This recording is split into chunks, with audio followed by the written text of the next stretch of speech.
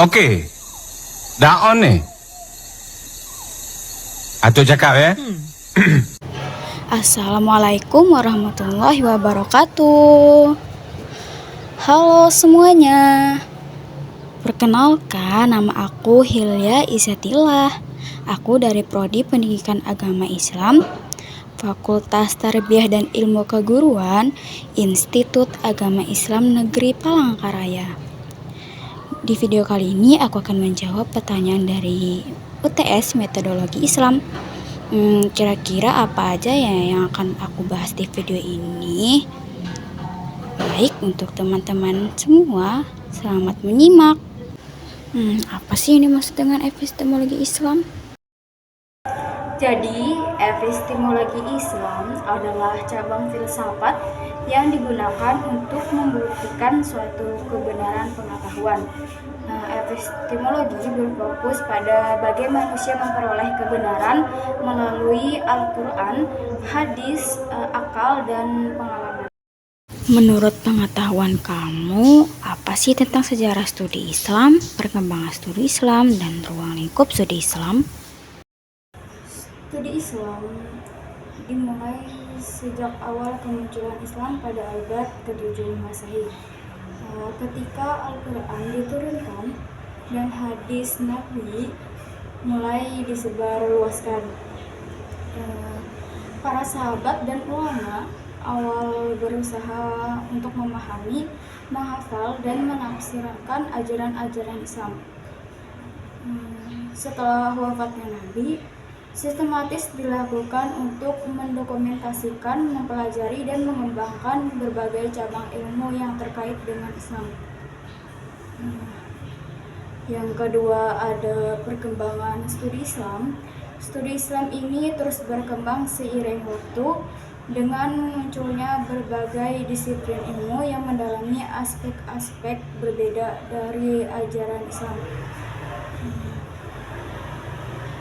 Ruang lingkup studi Islam.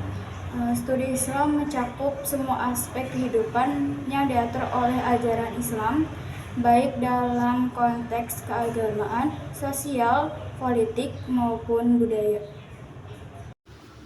Pendekatan apa aja sih yang dapat digunakan dalam studi Islam? Jadi, pendekatan studi Islam itu terdiri dari 5. Yang pertama yaitu ada pendekatan filsafat, yaitu merupakan pendekatan yang difungsikan sebagai pembuka wawasan berpikir umat untuk menyadari fenomena perkembangan wacana keagamaan kontemporer yang menyuarakan nilai-nilai keterbukaan. Yang kedua yaitu ada pendekatan antropologi, diartikan sebagai ilmu tentang manusia. Antropologi diartikan sebagai ilmu tentang manusia, khususnya tentang asal-usul, aneka warna bentuk fisik, adat istiadat, dan kepercayaannya pada agama masa lampau. Yang ketiga yaitu ada pendekatan psikologis. Pendekatan ini dalam studi Islam mempunyai ruang lingkup yang meliputi beragam emosi yang menyertai kehidupan beragama seseorang, perasaan dan pengalaman individual terhadap Tuhannya, penghayatan seseorang terhadap ayat-ayat suci, sikap dan tingkah laku dalam kehidupan seseorang terhadap kepercayaan beragama. Pendekatan yang keempat ada pendekatan sosiologis. Pendekatan ini digunakan sebagai salah satu pendekatan dalam memahami agama. Hal demikian dapat dimengerti karena banyak bidang kajian baru dapat dipahami secara proporsional dan tepat apabila menggunakan jasa bantuan dari ilmu sosiologi. Yang kelima yaitu ada pendekatan teologis. Untuk membentuk suatu pola pikir, maka diperlukan pendekatan teologis yang berfungsi sebagai salah satu cara melahirkan suatu pemikiran teologis yang baru, apakah pemikiran itu tradisional, liberal, atau modern. Apa itu metodologi memahami Al-Quran? Metodologi Al-Quran merujuk pada cara atau pendekatan sistematis yang digunakan untuk memahami, menafsirkan, dan menerapkan ajaran Al-Quran. Kandungan Al-Quran yang luas dan tinggi membuat para ulama tafsir menggunakan berbagai metode dan corak yang beragam untuk memahaminya.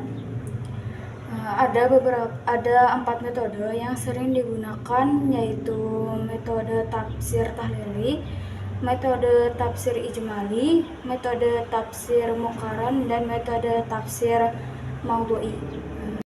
Dan apa juga metodologi memahami hadis?